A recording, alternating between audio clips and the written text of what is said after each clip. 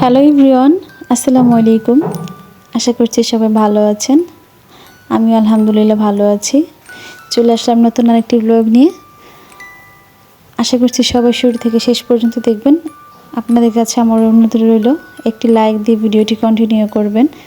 আপনাদের একটি লাইক আমার ভিডিওটি অনেকের কাছে পৌঁছে দিতে সাহায্য করবে এবং ভিডিওটি ভালো লেগে থাকলে সাবস্ক্রাইব করে দিয়ে বেল আইকনটি অন করে দিবেন।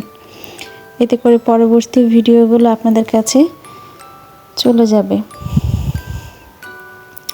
তো আমি আজকে সকালবেলা একেবারে নাস্তাগুলো কমপ্লিট করে নিছিলাম, আর নাস্তা কমপ্লিট করে তারপর দুপুরের জন্য রান্না বসাই দিছি।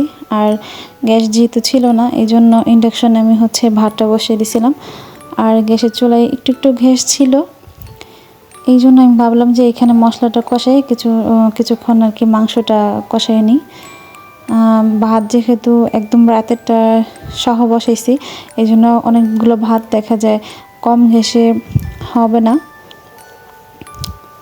তো এই জন্য ইন্ডাকশনে আগে ভাতটা বসাই দিছি, আর গ্যাসের চুলায় মাংসটা কষিয়ে নিতেছিলাম। গ্যাস এখন যা ছিল, পরবর্তীতে আস্তে আস্তে আরও কমে গেছে। তো আমি এই জন্য সব মশলা দিয়ে তারপর মাংসটা দিয়ে দেব, দিয়ে মাংসটা কষিয়ে নেব।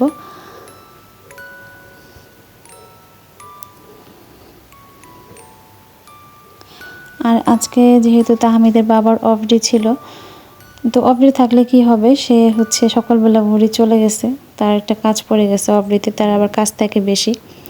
তো আমি ভাবতেছিলাম যে তাড়াতাড়ি রান্না করি, তার কারণ বাইরে থেকে যদি চলে আসে আর এসে যদি দেখে যে খাবার কমপ্লিট হয়নি, রান্না করাটা তেমন একটা ব্যাপার হবে। এই জন্য আমি রান্নাটা আগে কমপ্লিট করছি।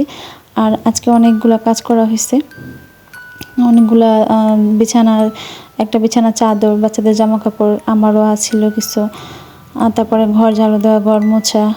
আর রান্নাঘরটা অনেকদিন ক্লিন করা হয় নাই, এই জন্য রান্নাঘরটাও আজকে ক্লিন করে নিচ্ছি। পুরো তেল দিয়ে তেল কাজটা হয়ে গেছে। আর আমি রেগুলার যেহেতু সব কিছু পরিষ্কার করতে পারি না, কারণ আর অনেক ছোট, রান্না করতে গেলে দেখেনি তো সবসময় রান্নাঘরে এসে দাঁড়িয়ে থাকে কোলে ওঠার জন্য। ওকে দেখা যায় ম্যাক্সিমাম সময় আমাকে কোলে নিয়ে নিয়ে রান্না করতে হয়, অনেক রিস্ক থাকে এভাবে রান্না করতে গেলে।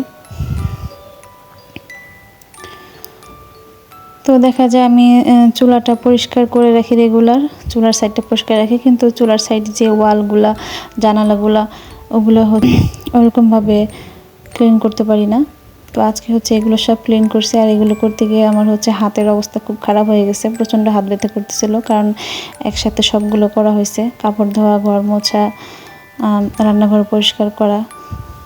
আর আমি আজকে মাংসের মধ্যে একটু লাউ দিছি। তাহমিদের বাবা আগে বলে রাখছিল যে মাংসর মধ্যে লাউ দিও। উনি মাংসটাতে না, কিন্তু লাউটা বেছে বেছে খাবে।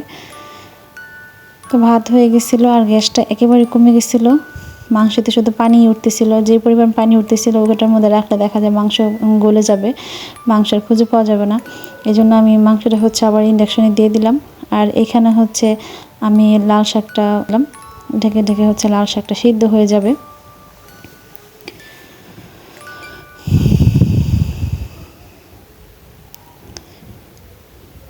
আর লাল শাকটা ইদানিং মনে হয় প্রতিদিনই হয়তো বা 2-1 দিন গ্যাপ যায়। তাহমিদের বাবা লাল শাকটা খুব বেশি পছন্দ করে, এই জন্য উনি দেখা যায় বাজারে গেলে লাল শাক ভালো পেলে আনবে। একদিন যদি না থাকে বলবে, আফসোস করবে যে আজকে নাই। উনি শাকসবজি একটু বেশি পছন্দ করে। আর এদিক দিয়ে লাউ দিয়ে কিছুক্ষণ কষাই নিছিলাম। আর ভালো করে নেড়ে চেড়ে তারপরে পানি দিয়ে দেব। আর যেহেতু স্টিলে বারবার লেগে যায়, এই হাঁড়িতে রান্না করে কোনো মজা পাওয়া যায় না। আমি একমাত্র যে কাস্টিং কড়াইগুলো, ওগুলোর মধ্যে রান্না করে আমি মজা পাই। এছাড়া অন্য কড়াইতে রান্না করতে আমার ভালো লাগে না। ওগুলোতে দেখা যায় নেড়ে চেড়ে রান্না করতে খুব ফিল করি। তো এখানে পানি দিয়ে তারপরে মাখা মাখা করে ঝোল তরকারি পরবর্তীতে না, কারণ লাউ তরকারি বেশি ঝোল রাখলে আবার ভালো লাগবে না। আর যেহেতু ব্রয়লার মুরগি, এটা ঝোল ঝোল থাকলেও ভালো লাগবে না। আমি দেখা যায় একদম বোনা বোনা করে ফেলি, ঝোল রাখি না। তো এইভাবে আমি রান্না করে নিছি। আর এখানে হচ্ছে সব করা হয়েছে। আমি তরকারিটা বসাই দিয়ে আমি সব কাজগুলো মোটামুটি কমপ্লিট করে নিয়েছিলাম। আর আমি হচ্ছে বিকেলবেলা আবার একটু ভাবলাম যে বাইরে যাই, এখানে গেছে একটু কাজের জন্য। ভাবলাম যে 3টা বেজে গেছে, এখনও আসা হয় নাই, তো ভাবলাম যে দেখি গিয়ে কাজ শেষ হয়েছে কিনা। তো ওকে আরিয়ানকে রেডি করছি। তো রেডি করে আমি বোরকা কেন পড়তে লেট করছি, মাটিতে ঘোরাঘুরি করতেছে। ও বুঝে যায় কীভাবে যেন বাইরে যেদিন বের হবো বুঝে যায় আগে থেকেই যে বাইরে যাব। আর আমি দরজা খোলার পর ও হচ্ছে আগেই বের হয়ে গেছে আর আমাকে ডাকতেছিল যে তুমি আসো। আর বাইরে করতেছিল। ও আমার হাত ধরে হাঁটবে না, ও একা একাই হাঁটবে, একবার এদিক যায় তো একবার ওদিক যায়। তো ওরে এখন আমার কুলে নিয়ে হাঁটতে হবে, কারণ সামনে হচ্ছে মেন রোড, গাড়ি আছে অনেক। তো ওকে এখন কুলে নিয়ে আমার যেতে হবে। তো আজকের এই ভিডিওটি এই পর্যন্তই। সবাই ভালো থাকবেন, সুস্থ থাকবেন এবং নিরাপদে থাকবেন। আর অবশ্যই আমার পাশে থাকবেন, সাপোর্ট করবেন। সবাই আমার চ্যানেলটি সাবস্ক্রাইব করে দিন। আল্লাহ হাফিজ।